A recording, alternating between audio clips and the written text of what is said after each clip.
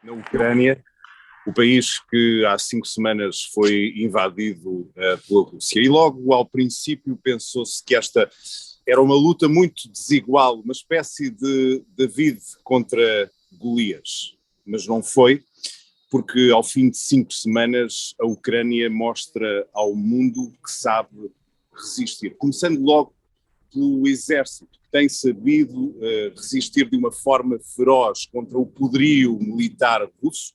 A Rússia tem o segundo maior exército do mundo e que nos últimos dias tem até conquistado algumas localidades importantes ou retomado para a Ucrânia. E porquê é que os ucranianos sabem resistir? Primeiro, porque estão a lutar por um país que é o deles, mas estão a lutar também pelas mulheres, pelos maridos, pelos filhos, pelas famílias, pela casa deles. Estão a lutar por aquilo que eles têm. E é por isso que eles nos ensinam, a todo o mundo, como se resiste. Começam logo por nos ensinar a nós, jornalistas estrangeiros, que aqui estamos em Kiev, como se resiste, e nós temos resistido.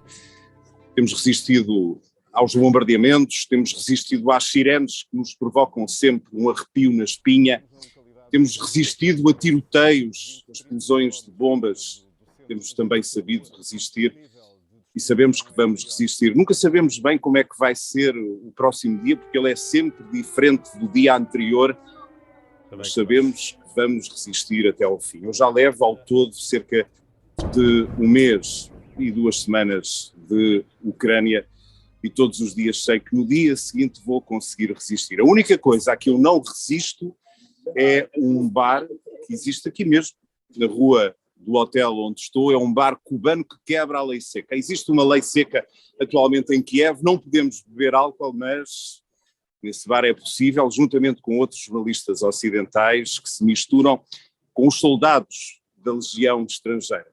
É um local muito animado. Mas voltamos à resistência para falar dos ucranianos. E não são apenas os soldados e os jornalistas que vão resistindo, é sobretudo um povo todo junto, como por exemplo o rapaz que eu conheci ainda há uns dias, ele chama-se Alexei, é um ator da televisão ucraniana, mas tem passado nas últimas semanas a recolher animais, cães e gatos que foram deixados para trás nas localidades tomadas pelo fogo.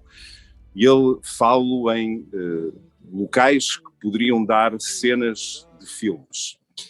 Mas há outros heróis, como por exemplo aqueles que eu penso que já estamos a ver, que são funcionários da telecom local da Ucrânia e que passam a vida a arranjar avarias na internet, mas não o fazem em sítios normais, fazem entre os escombros, ao som dos bombardeamentos.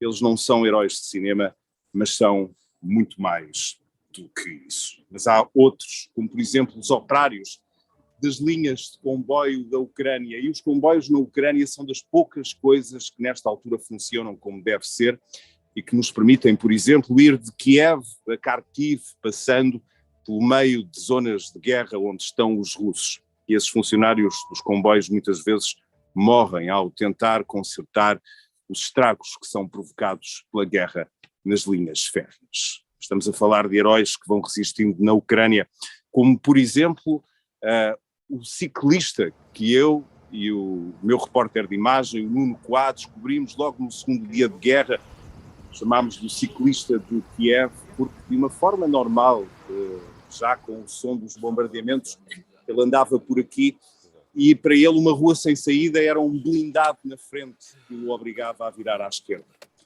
Ou o florista, também aqui do centro de Kiev, que resistia ao manter a loja dele aberta, porque na guerra as mortes merecem ser homenageadas com flores, tal como na vida o amor merece também essa homenagem das flores para mulheres, maridos, pais, filhos, amigos.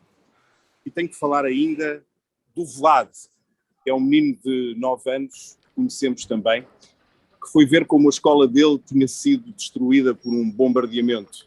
ele não parecia nada desanimado. Estava a resistir porque logo de imediato ajudou os adultos a compor a sua escola, a entaipar com tábuas de madeira para que os estragos da guerra não fossem ainda maiores. Ou, por exemplo, imagine-se que nesta altura de guerra os entregadores das plataformas eletrónicas, como a Uber Eats ou a Glovo, estão a trabalhar e entram na floresta para fornecer comida aos soldados que estão nos tanques.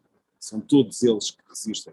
Como resiste ainda o Tony, que é o único gorila do Jardim Zoológico de Kiev, é de resto o único gorila da Ucrânia, que não percebe muito bem o que está a acontecer, mas que resiste sozinho na jaula, sedado, à espera que um dia regressem os visitantes do zoo. E são todas estas figuras e pessoas que vão resistindo e que nos estão a dar uma lição que percebemos que a partir desta altura, para ultrapassarmos qualquer obstáculo na vida, não é preciso que seja uma guerra, pode ser outra coisa qualquer que nos aconteça, é preciso saber resistir desde que se tenha a determinação ou a vontade certas.